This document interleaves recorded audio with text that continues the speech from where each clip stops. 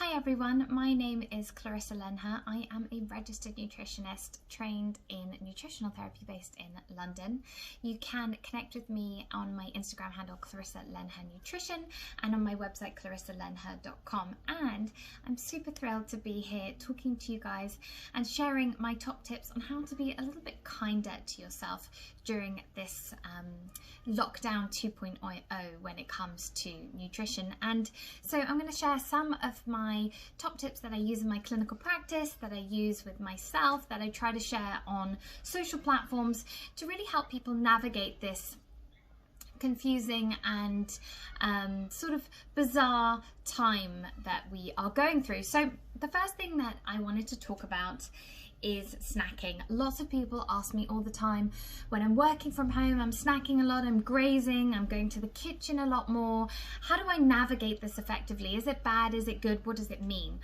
And the first thing I'd say is that there's nothing wrong with snacking at all. There is a difference between grazing constantly throughout the day and having, a really good, well-balanced, delicious snack between meals, particularly if the gap between meals is 4 hours or longer, because you're letting your blood sugar level drop low if you don't have a snack, which means you're going to be far more ravenous at your next mealtime. So there's nothing wrong with snacking.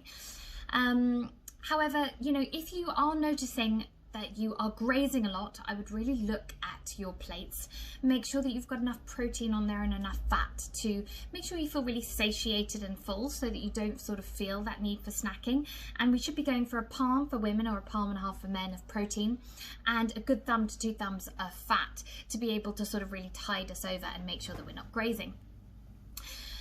And then there's the other side of snacking, whereby if you notice that you are snacking more when you're stressed, when you're anxious, when you're bored, when you're happy, when you're excited, then I really sort of suggest that you try to look at those habits, try to understand where they're coming from, try to spot them and then stop them in their tracks.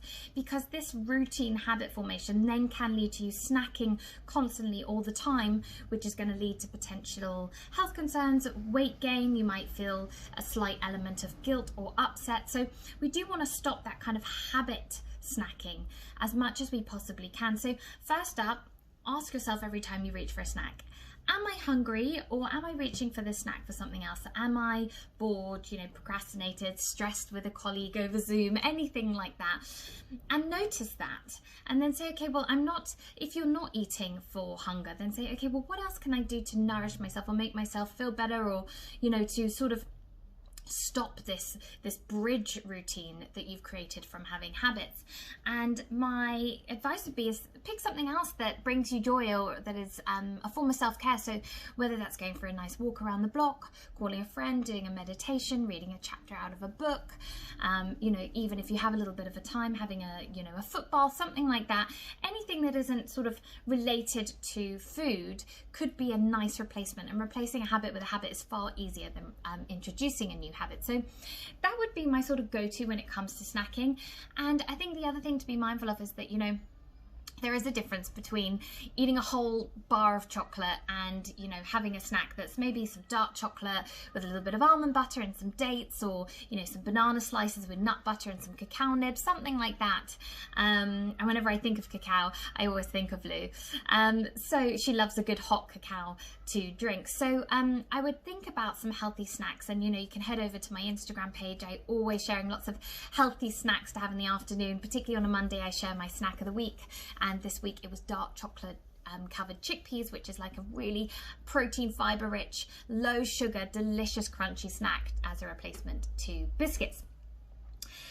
I would then think about mindful eating at meal times. Now, with social media, with phones, with computers, with telephones, with TVs, a lot of the time our attention is distracted away from us at meal times. Now, what this can actually lead to is overeating, not feeling satisfied.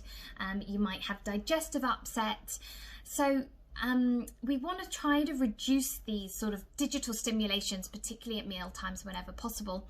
And one of the best ways to do this is to practice mindful eating, which means that when you're eating your food, you're dedicating time to eating your food and not to scrolling, not to answering emails, not to watching TV. So try to make sure that, you know, your meal times are your meal times. Put phones away, try not to eat in front of the TV, and that way you're going to be giving your full attention to the food that perhaps you've cooked from scratch and it deserves and warrants that attention. So give that time to sort of focus. And I always tell people digestion begins with the senses, with sight, with smell. So, you know, smelling and seeing your food really stimulates digestive enzymes, which means it's going to get your digestive system ready to actually even receive food, which means you're going to digest better, you're going to feel more satisfied, etc., etc., etc. So make sure that you put effort into dedicating time to your meals. It can even just be 20 minutes, 10 minutes if you're really short on time. It doesn't need to be a whole hour. And then you want to be thinking about making sure you're putting down your knife and fork between every meal. This is something, again, that a lot of people will lead to overeating if they're sort of chewing their mouthful and they're already ready to shovel in the next fork bite.